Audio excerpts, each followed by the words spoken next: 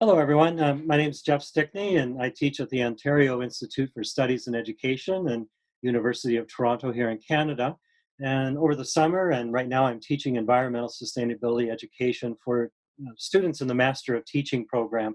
They're graduate students, but it's a little different from having taught philosophy of education there over the years, as well as teaching high school teachers philosophy as a teachable subject.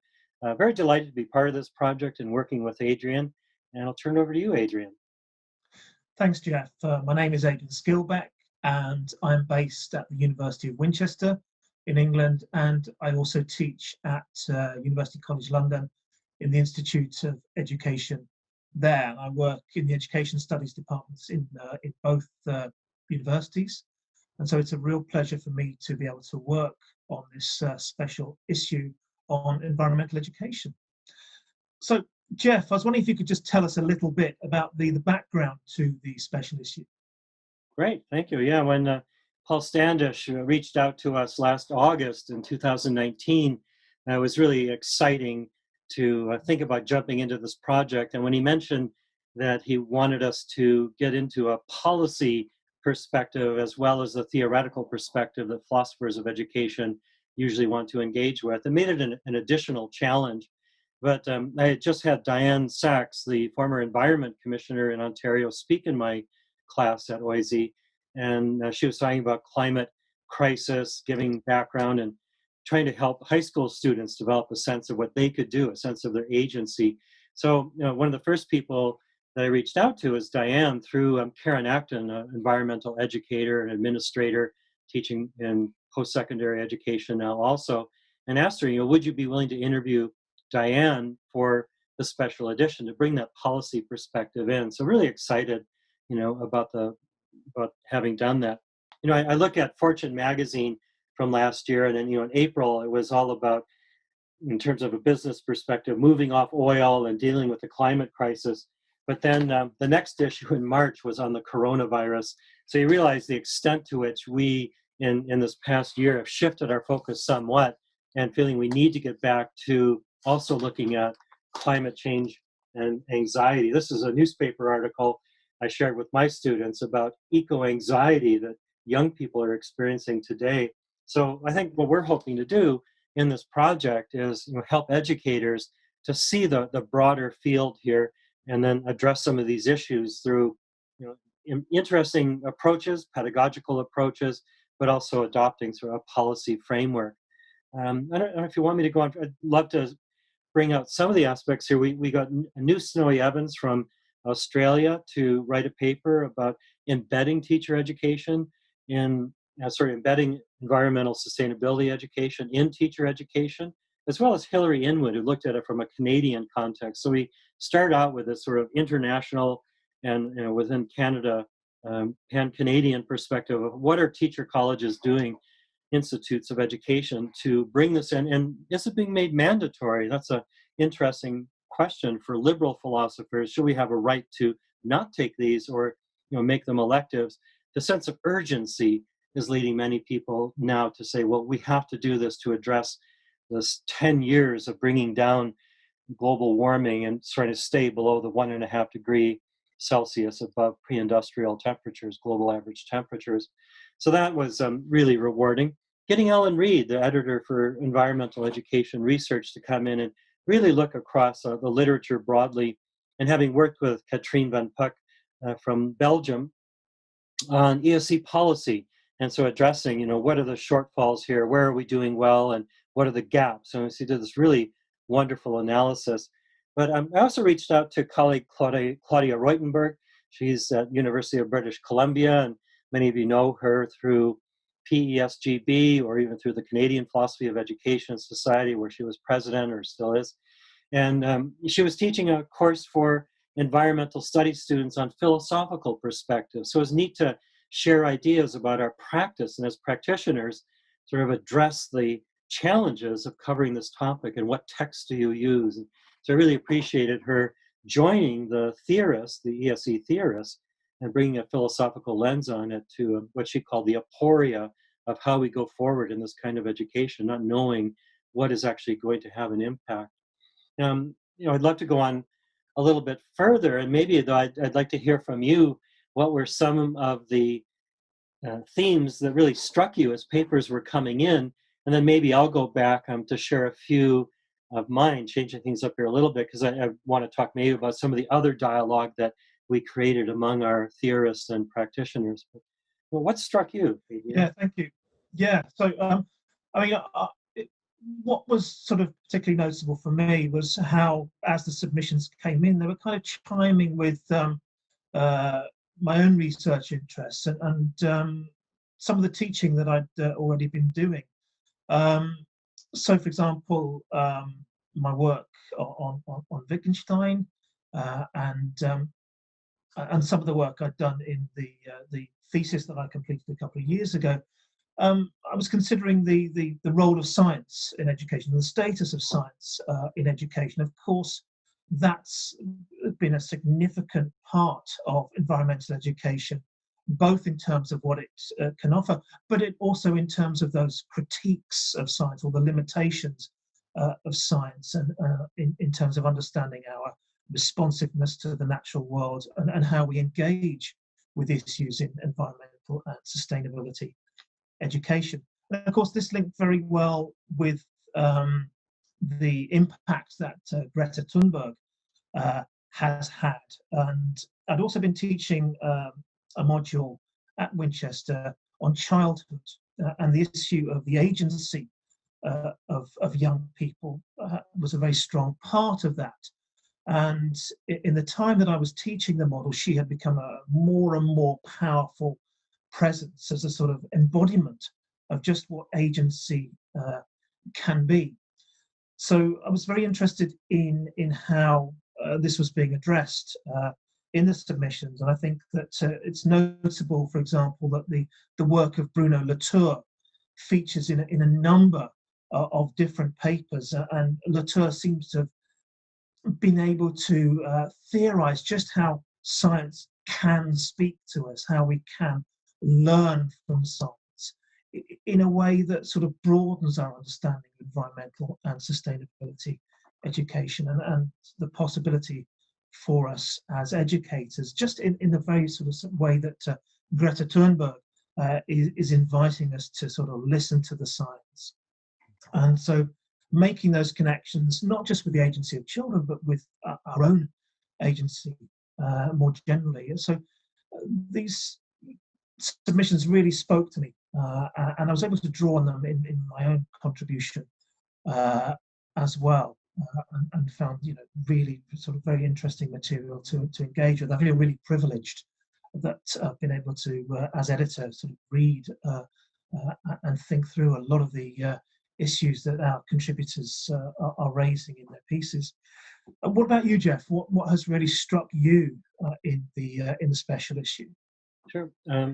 Before I go on to that, Adrian, there was a nice sort of dialogue between your paper and then Anna Kupanu, also talking about youth agency and juggling humanism with post-humanism and trying to find some middle position, very much like Andrew Stables also did in his paper.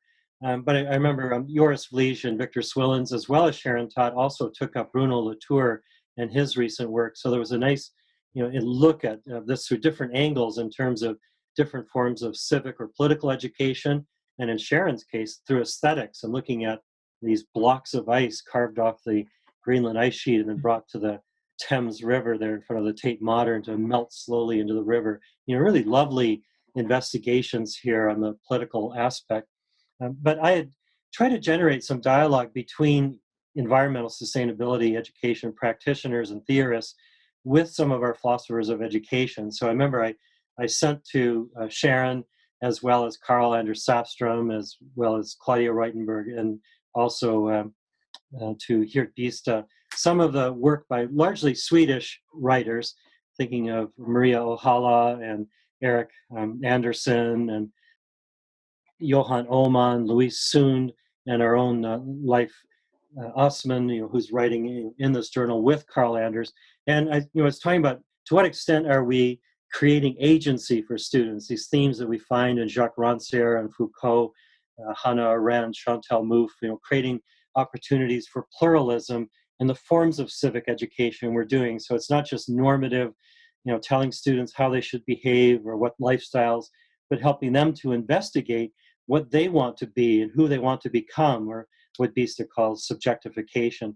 So we had a nice exchange that way with Carl Anders working with Leif Osman, but then also Leif Osman working with Katrien van Pack from Belgium, who is also author of a recent book on ESC policy, who collaborated with Alan Reed. So I'm seeing these crossovers that were happening here that really made it feel successful in the sense of cross-germinating and creating an exchange of ideas that we were looking for. I also was really happy to create some dialogue. Michael Bonnet and I co-wrote a paper where I took from my PE-SGB paper in 2019 a discussion of what he calls in-place transcendence. And then I said, well, I've kind of teed it up for you here, Michael. What is your thinking now? And I knew he was working on a book and had given a keynote at PE-SGB in 2019 on what he calls ecologizing education. So it was a nice opportunity to bring Michael in, even though he, as Sharon and Sean Blenkinsop and some others, were busily working on their own books at the time we were asking them to write for the journal. David Sobel, many people know through place-based education. Here's his really famous book about community place-based education. He was willing to share a nice little vignette on his wife's work with Forest Fridays and forest schools.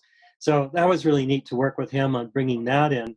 And then I asked Simon Heath at his Words in the Woods festival. He was trying to feature Diana Beresford Kroger, who wrote Who Speaks for the Trees and who's written books like The Global Forest.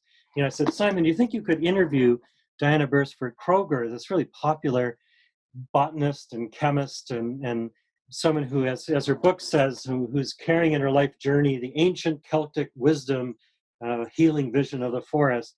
Would you be able to interview her? And he did, and then he and I sat down and looked at the transcripts, and we realized that part of the story there was his 12-year-old daughter, Evening, also attending forest school, but starting to internalize this wisdom from Diana Beresford Kroger, and then sharing it with girls in her middle school, and then them starting their own initiative to fundraise, to sell tree saplings, so people will go out and plant trees. Very much Diana's movement there, and then raise awareness with their own website. So that was really exciting. And for some of you, you might know these books, The Overstory, Richard Powers, or here's Michael Christie, Greenwood. Diana is one of these people that enters into these novels through various ways. Her words are used, or sometimes she's even personified. Patricia Westerford in The Overstory seems to be a mix of Diana and Suzanne Simard, but it brings botany into literature. So that was a fun thing to work on, of how literature permeates through a community and how ideas begin to percolate, and even among youth.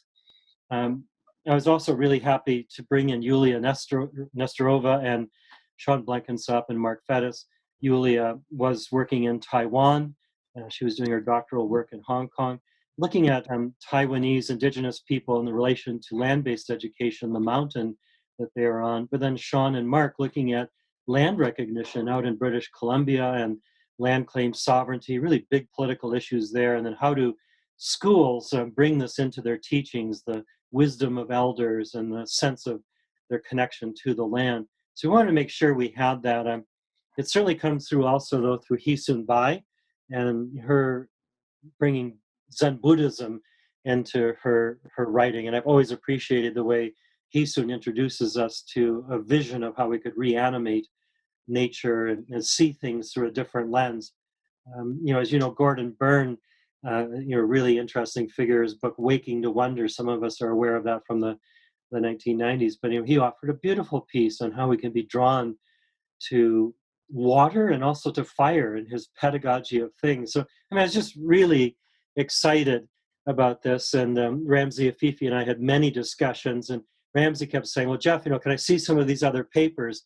And so we had this dialogue going back and forth, and I would say, oh yeah, some of these themes are coming up, when he was writing on beauty at darkness, sort of this twilight sense that we're in. But there, it's kind of a quick run through and I always feel bad because I left out John White and Trevor Norris, whom I work very closely with, and helping them develop their pieces on how do we balance austerity with autonomous self-directed learning and collective action, and then how do we confront consumerism through meaningful civic action. But it's kind of a quick synopsis, a real run around the special issue there, but I hope I touched on some key points. Great. Yeah, no, it's very, very interesting. Hopefully that will give people a real sense of the sort of range of issues that are covered in the special issue. And I mean, just thinking about your own experience as an educator in environmental and sustainability education, one of the things that we were asked to do was to sort of reach out beyond the sort of normal, traditional academic community and philosophers of education, and reach out to educators and those engaged in policy making. So how do you think the special issue can contribute to educators and their work in this area, and also to policymakers in their work also? How useful do you see the special issue as being? Oh, thanks, Adrian. One always wonders, whether we're going to save the world one paper at a time, one journal at a time. We might delude ourselves about the power of these things, but I'm really encouraged by the communication between us. I think of Kair Sempi, who wrote about our perspective on animals, our regard for animals, and getting his work out to a wider audience. I certainly use these articles in my own teaching, so I add them to my syllabus. And then just the other day, Katrine was asking me, hey, can you share with me some papers on place-based education? I gave her a whole list off my syllabus. So we've encouraged this communication between us and across the philosophy of education and environmental sustainability research divide, so trying to close that by bringing us together. And I know for people like Hilary Inwood in my institution, very much a part of what can we do in our building, on our campus, to begin that change.